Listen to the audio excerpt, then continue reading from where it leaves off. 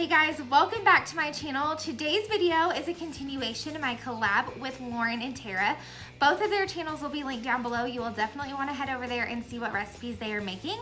If you are new around here, we do this collab once a month. It posts on the last Saturday of every month, and we just show really easy, budget-friendly recipes that you can do for your family when your significant other isn't on WW. So I love this collab that we do. I think it's just really realistic, and I hope you guys enjoy it. Today's video, the recipe that I am doing is a paleo recipe, but it's not a paleo in the sense of I'm not making a paleo. I think I just made that really complicated, so let me explain. I follow Just Jessie B on Instagram. She is an amazing paleo Whole30 food blogger, and she just posts really awesome wholesome food recipes. And so I'm making one of hers, but I'm making it a WW friendly version. I cannot talk. And so I'm just gonna be adjusting some of her ingredients, but I'm so excited. It is a tamale pie. How amazing does that sound? Mexican food is truly my comfort food, it's a cold, rainy day, and that is what I want, and that is exactly what the weather is today. So here in West Texas, it's 30 degrees. It's gonna be in the 30s the next couple of days. Don't worry, it'll be back up to 75 next week, but for right now, we're gonna enjoy this cold weather, and I'm gonna make some comfort food. So I hope you guys enjoyed this video. Like I mentioned, check out Tara and Lauren. They have some awesome recipes planned for y'all. And don't forget to like and subscribe from this channel. And if you have any questions at all, reach out to me in the comments down below. I love to have a chit chat. So without further ado, let's get cooking. I thought I would do a little mini grocery haul with you guys in this video. So this is everything that I picked up on my lunch break today for dinner tonight. So this was a total of like $26 and some odd cents. I'm thinking this dinner will make dinner tonight, lunch tomorrow, dinner tomorrow. So that's 6 meals total. So that breaks down to like $4-ish a meal, which is pretty good. So I got 2 sweet potatoes, an avocado, a lime, 2 packets of taco seasoning. These are the eggs that I particularly like. I don't really love eggs to begin with. But this is the brand that I buy. They're raised in Lubbock, and I don't know, I just like them. Anyway, some enchilada sauce, some fat-free refried beans, some flour, some tortilla chips, some 99% fat-free ground turkey, my favorite cauliflower rice, and then reduced fat sharp cheddar. I've said it a couple of times. It is impossible.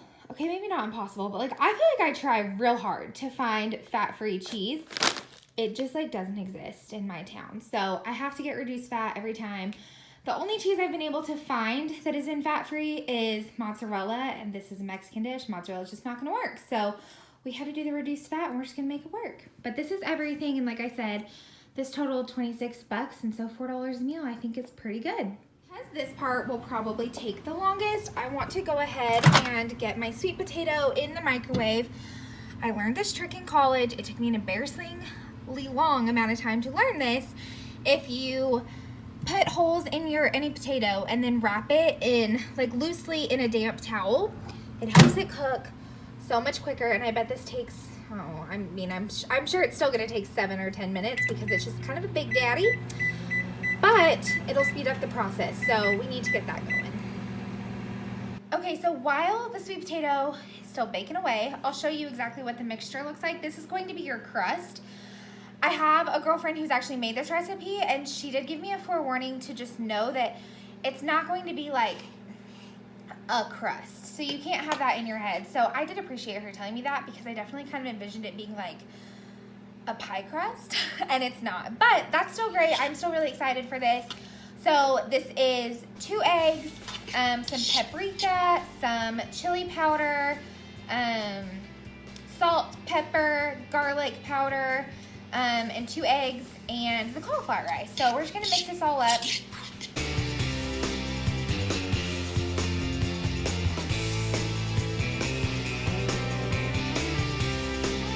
I would say that's pretty well combined. I think I'm gonna put a dash more chili powder in here. Her recipe does call for a small can of green chili.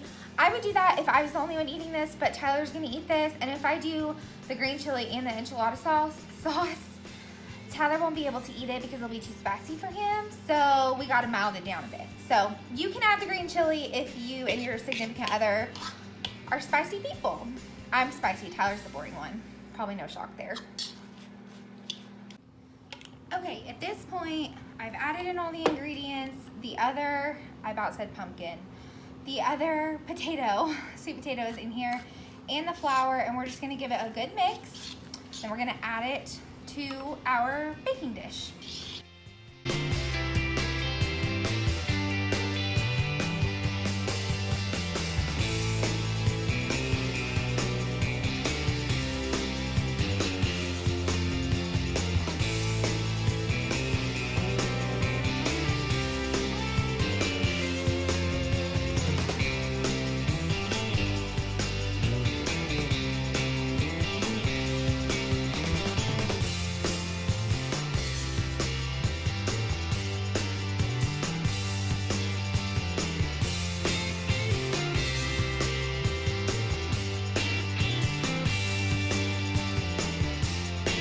I had sauteed and then added in my taco seasoning to my ground turkey.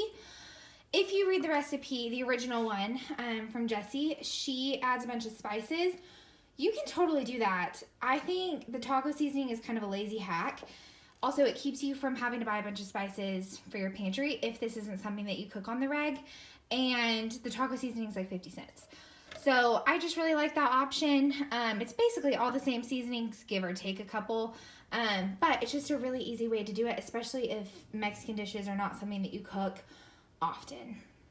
I mentioned that I'm definitely deviating from her recipe. I'm kind of just following it as a guideline, but I am going to add in Rotel. I know I said I wasn't going to, but I am going to put it in the sauce just to give it, not the sauce, for the love, the meat, just to give it some more veggies and some more flavor. Also, you probably have no idea what this is if A, you don't live in the States, B, you're not in the South. I know my family from the North has not a freaking clue what Rotel is. This is God's gift to your pantry. It's just diced tomatoes and green chilies. This is what all us Southerners use to quote unquote spice our food up. If you just get a can of diced tomatoes and a small can of green chili, it's the same gosh dang thing, so I highly recommend it. But I am going to go ahead and add it to this meat. And then keep in mind, we are going to put in, I'll just walk it over here. We are going to put, well, not in, on this enchilada sauce. I got a small one. She called, I think, for 15 ounces. I don't really love enchilada sauce, so 15 ounces was like a real big commitment for me. So I'm just sticking, I think this one's 10 ounces. So the Rotel and then this, it's going to be plenty juicy. So that is my plan. But like I said, I just kind of wanted to point out that my version is not paleo and it's not exactly her recipe, but it's pretty close. So I still am going to link it down below so you guys can check it out as well. You guys, this crust smells, I don't even know. I don't know. Heaven sounds a little dramatic, but fairly accurate.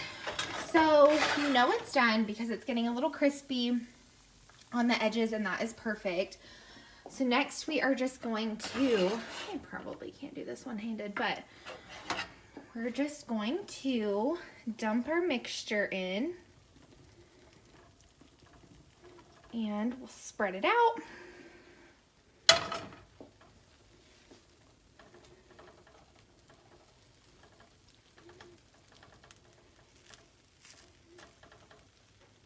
Just enough to coat it, and then we will top it. I mean, I feel like that's fairly even. Top it with our enchilada sauce. I might not use the whole thing, which is like a no-no in my book, but okay, no, we definitely are. I'm gonna just try to even that out just a little bit. The only thing is I don't want my crust to get soggy, so hopefully that wasn't too much liquid, but I'll keep you posted. So we're just gonna add this back into the oven. It says about 10 or 15 minutes, really just to get everything warm and kind of, I don't want to say molded, but you know, marinated together. Okay, it's nice and warm. I just took it out of the oven. I'm gonna put a full cup of the reduced fat cheddar cheese on here and probably pop it back in the oven for about, I don't know, 3, 4, 5-ish minutes and let that cheese get nice and melty, and then it is done. In case it wasn't obvious, the cheese plays a big role in this not being paleo friendly, but it also plays a big role in it being very comfort food friendly. So highly recommend the cheese situation if you're not doing the Whole30 or on paleo or anything like that. I will say the cheese obviously makes it a little more point friendly. Well, more point heavy, I guess. It makes it 5 points per serving, but I don't care. It looks delish. I cannot wait to dive into that.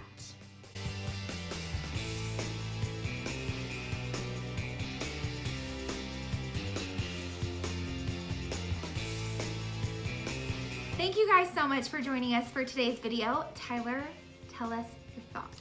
It was really good. The meat is a bit spicy. I guess she's already told you I don't like spicy things.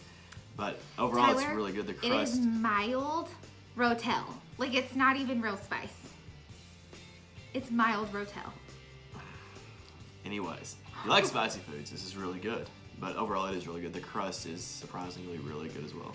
So I was definitely apprehensive on the cauliflower with the sweet potato, but it is surprisingly really good. So I'm really proud of this dish. I think it's really awesome, especially for someone who is on WW and for someone who isn't on WW.